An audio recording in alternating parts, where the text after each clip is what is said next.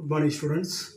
Last session we completed the third lesson, and today we are going to discussing the new lesson, the consumption and the investment function.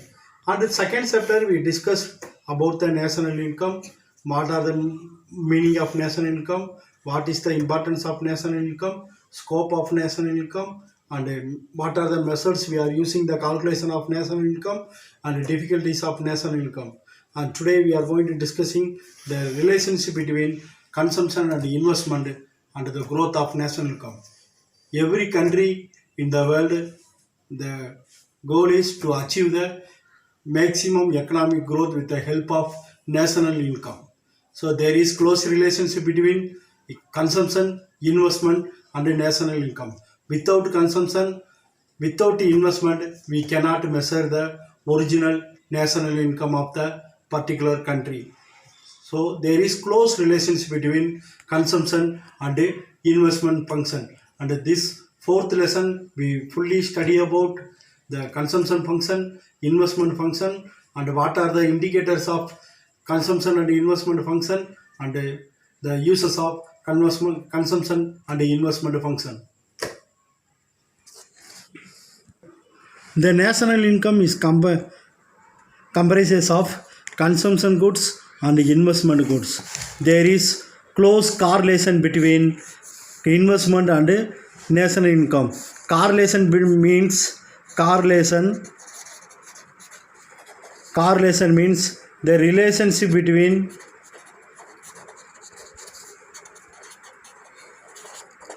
two different variables.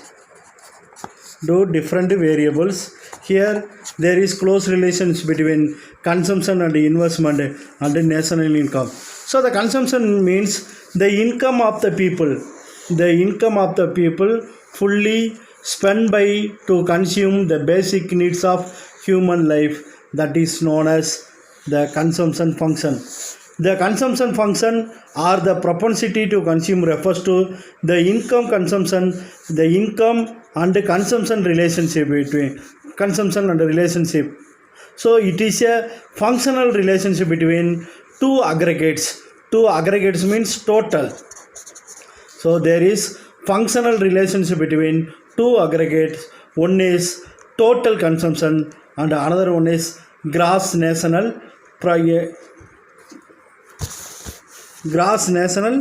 income. So there is close relations between the total consumption and the gross national income.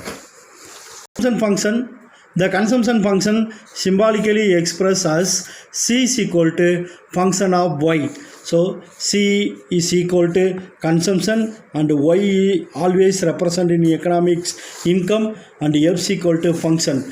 Here C is known as dependent variable.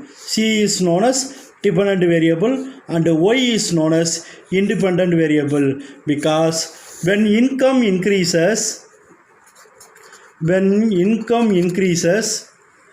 consumption also increases. When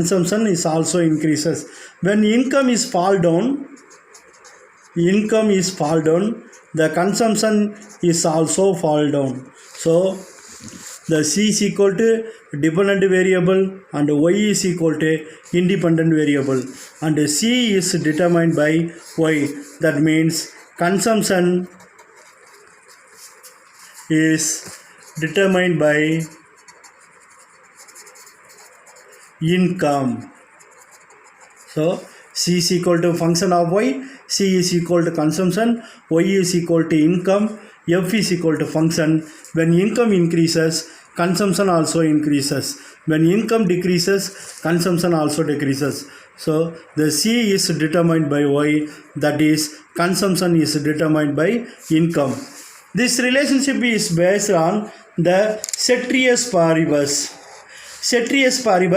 other thing being same except income. The other things also influenced the consumption, but here the ceteris paribus except income, the other things are being same, like color, taste, habit, climate condition, fifth one cultural needs. So these 4 or 5 things are remaining same, only the changes happen in the income. The other things are same except income. The income increases, the consumption also increases. Income decreases, consumption also decreases.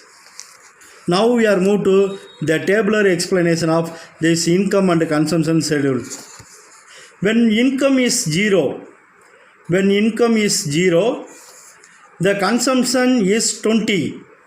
Income is 0, consumption is 20, because without income we purchase something for living like a food, cloth, shelter. So when income is 0, the consumption is 20, the saving is minus 20. How? The S is equal to Y minus C. S is equal to Y minus C. S is equal to saving, Y is equal to income minus consumption or expenditure. So here income is 0, consumption is 20. 0 minus 20 is equal to minus 20. And next, the income is 60, consumption is 70. Income is only 60 rupees, consumption is 70 rupees. The saving is also called minus 10 rupees.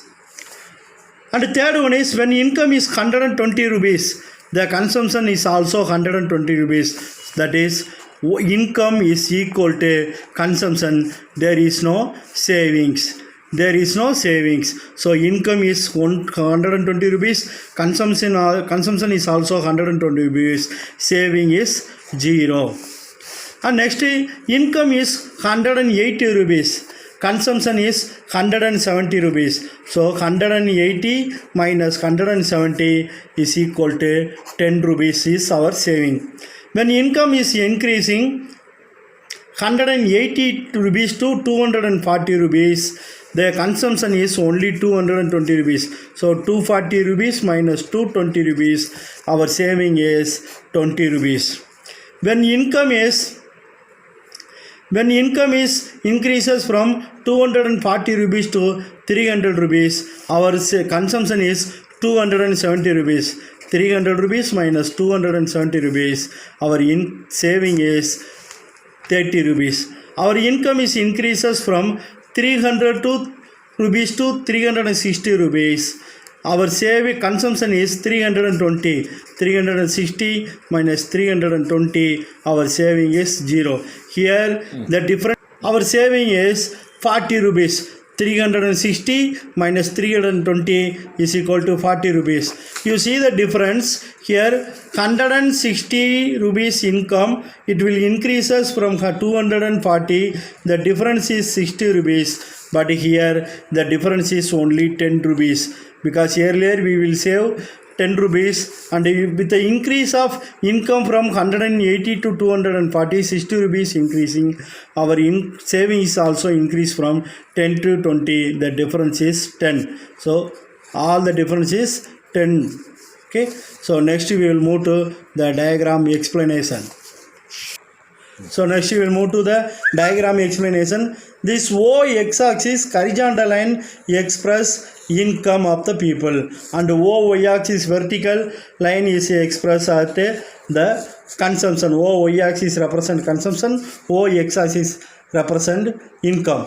Here, when we will attain the equilibrium, that means income is 120, consumption is 120, saving is 0. So here consumption is 120, income is 120, so we will attain equilibrium, that is E. And income will increase from 120 to 180. 120 to 180. The consumption is income is increased from 120 to 180. Income is increases from 120 to 180. Our consumption is also increased from 120 to 170. And finally, the income will increases from 180 to 220, slight changes, but it will lead to maximum gap between earlier consumption to current consumption. Earlier consumption is 170 with a only 40 rupees increasing here, 180 rupees to 220, only 40 rupees is difference, but it will huge difference is in the consumption pattern from 170 to 240, that is 70 rupees is difference.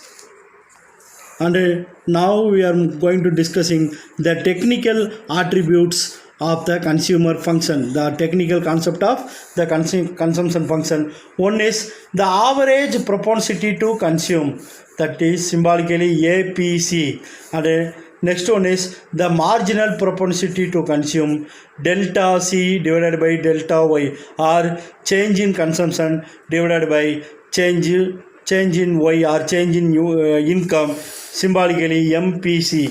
And the third one is the average propensity to save, that means APS. And the fourth one is marginal propensity to save, MPS. Next we will discuss the average propensity to consume.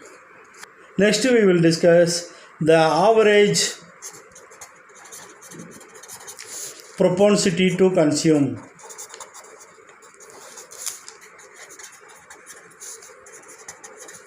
Symbolically APC.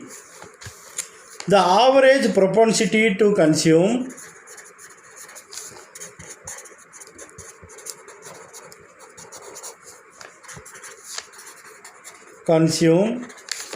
is the ratio of consumption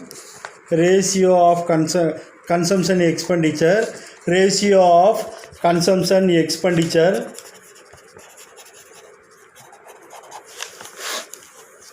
to any particular level of income. That means APC, average propensity to consume, is equal to consumption divided by income. APC is equal to consumption divided by income, where C is equal to consumption, Y is equal to income.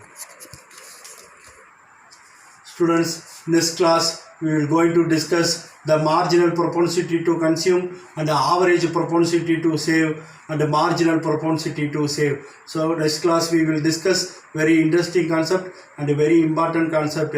So we will meet in the next class. Thank you.